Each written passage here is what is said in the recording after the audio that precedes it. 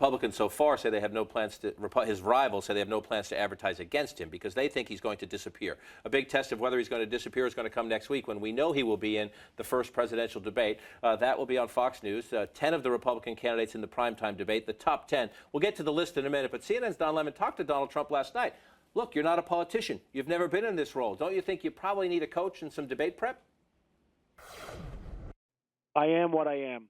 I am what I am. I mean, debate coach. Look, Romney had a debate coach, and Obama had a debate coach. Frankly, I thought Obama was terrible, but Romney got worse and worse every time there was a debate. And by the time they had the third debate, he was catastrophic. I don't know what happened to him. I have to be myself, Don. If it's not good enough, that's okay. I'll have, I'll go on to other things. I'll ride into the sunset and do some more buildings and create some more jobs, and that's okay. There's a couple things there. One, that is part of his appeal. He's going to be the Popeye of presidential debates. I am what I am. And the last part, though, is a change in the last week or so. This, at least some people would call it faux humility. But his saying, you know what, if it works out, it works out. If it doesn't, I'll go off and make more buildings. Well, it's interesting to me how he is managing expectations going into this debate. And by the way, his aides are doing the same thing. They're saying, look, Donald Trump is not a career politician. He has not debated before. This will be his first time on stage. We think he'll probably do well, but we can't make any promises. And I think that's what we're now hearing from Donald Trump as well. It's the old expectations game that politicians have been playing since the beginning of time. I would think that the only thing he might want to work on is having someone walk around with him in a stopwatch, just to try to see if he can keep an answer to a minute.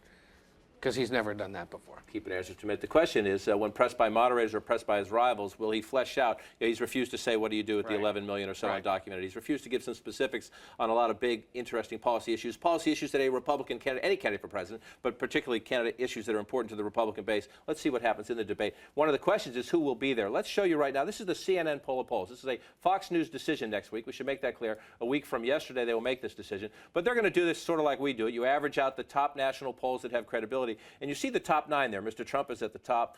Jeb Bush, Scott Walker, Ted Cruz, Mike Huckabee, Rand Paul, Marco Rubio, Ben Carson. Chris Christie probably makes it unless the polls change a lot in the next few days. There's your top 9. Then you've got the rest. These are the candidates on the bubble, if you say, and these are not nobodies. This is the governor of Ohio, John Kasich, the long-term governor of Texas, Rick Perry, ran before. Rick Santorum won a dozen states in the last cycle, and he may not make this debate. Carly Fiorina, Bobby Jindal, George Pataki, Lindsey Graham. Not nobodies at the bottom here. What do you expect from those guys on the bubble in the final few days if you know you got to move up a point or two, you got to knock somebody down a point or two? Can you do that, spending money on television, saying something provocative, or do you just have to hope? I mean, you'd think that what Lindsey Graham was trying to do last week might have helped him a little bit, that sort of taking advantage of Trump calling out his cell phone number. But if he's still polling that low, you wonder if there's any space left. I'm still stunned that 16% of Republicans say they're undecided.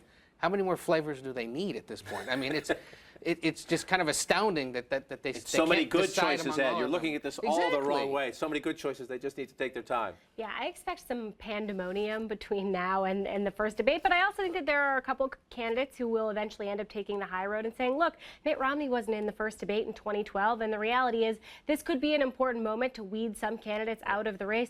But at this point, it doesn't necessarily mean that whoever is not on that debate stage is definitely not going to have a chance at the nomination. It's still very early.